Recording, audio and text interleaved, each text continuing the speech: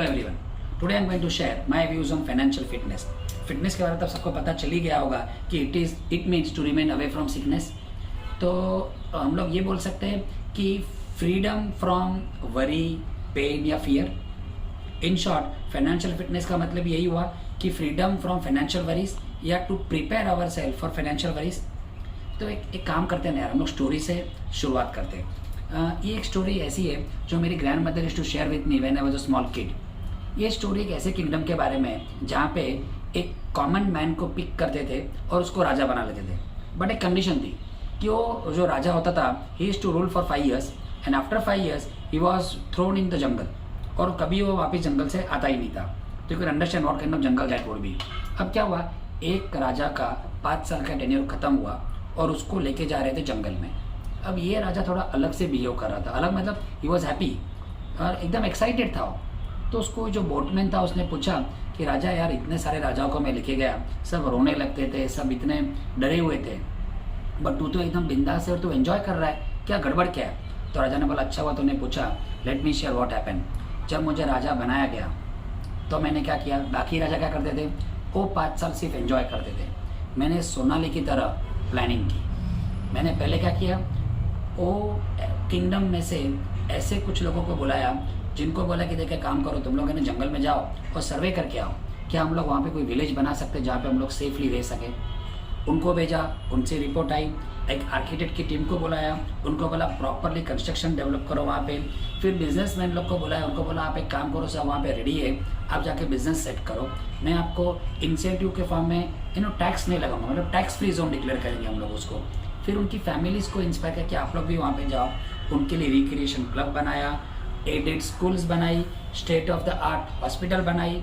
ये सब फैसिलिटी उनको देके एक प्रॉपरली सेटल विलेज वहाँ पे मैंने डेवलप किया। अभी बातें कर ही रहा था, इतने में देखा तो जंगल में से फटाके बिटाके फुट रहे। तो राजा ने बोला देख, ये जो फटाके फुट रहे हैं ना, ये वो विलेजर्स है जो मुझे वेलकम करने के लिए वेट कर रहे हैं। मतलब ये मेरी एक्चुअल प्रजा है जो अपने असली राजा किंग को वेलकम कर रही है। और कौन सा किंग, 5 साल वाला नहीं, 10 साल वाला भी नहीं, लाइफ टाइम वाला किंग। तो दोस्तों ये तो स्टोरी यहाँ पे खत्म हो जाती है। इससे हमें क्या समझ में आया, how could we connect this with our life. I understood किसी लाइफ में हम लोग ये कह सकते हैं कि it is divided into 3 parts, 30 के स्टेज में। तो जो पहले 30 साल होते हैं हमारे लाइफ के, we play and we study and we try to get settle down. 31 to 60 की एज ऐसी होती है जहाँ पे भी फोकस मोर ऑन करियर, हम लोग की बहुत सारी रिस्पॉन्सिबिलिटीज होती है और साथ में हम वेल्थ क्रिएट करते हैं। हम रोटरी वाले most of them are in this category. और जो 61 to 90 की जो एज है वो जंगल वाला स्टेज है, मतलब जहाँ पे या तो हम बहुत एंजॉय करेंगे या आई डोंट नो। तो इसमें से ये स्टोरी में से एक बात समझ में आ गई कि लाइफ को एंजॉय तो करना ही है, बट 31 to 60 की एज में प्रॉपर प्लानिंग भी करनी है। ये राजा ने क्या किया, ये राजा ने पहले से फोरकास्ट कर लिया था कि मुझे 5 साल के बाद जंगल जाना है, so why not I prepare for that. Similarly जैसे लोग फोरकास्ट की जब बात आती है तो मुझे याद आ रहा है कि हम लोग वेदर फोरकास्ट को भी बहुत इंपॉर्टेंस देते। मुझे कहाँ पे घूमने जाना है तो आई ऑलवेज सी कि क्या बारिश होगी नहीं होगी, and then we prepare our self और we equipped our self with like umbrella वगैरह के साथ। या बहुत ही अच्छा वेदर है तो we enjoy that weather, we go for outing, we go for picnic वगैरह। अब ये वेदर फोरकास्ट जितना इंपॉर्टेंट बन जाता है एक पर्टिकुलर जर्नी के लिए, उतना ही इंपॉर्टेंट फाइनेंशियल फोरकास्ट भी होना चाहिए ना। आपको और एक छोटा सा एग्जांपल लेता हूँ। समझो मुझे कोई ऐसे डेस्टिनेशन में जाना है जहाँ पे मैं पहले कभी गया नहीं, और जैसे ही मैं कार स्टार्ट करता हूँ सबसे पहले मैं क्या करता हूँ, गूगल मैप को प्रेस करता हूँ, डेस्टिनेशन चूज करता हूँ and then I start my journey. क्या मेरी लाइफ कोई जर्नी से कम है?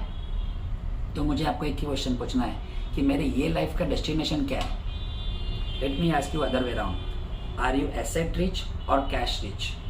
आई know you all are asset rich, cash rich hopefully yes. तो फिर मेरा डेस्टिनेशन क्या होना चाहिए? यस।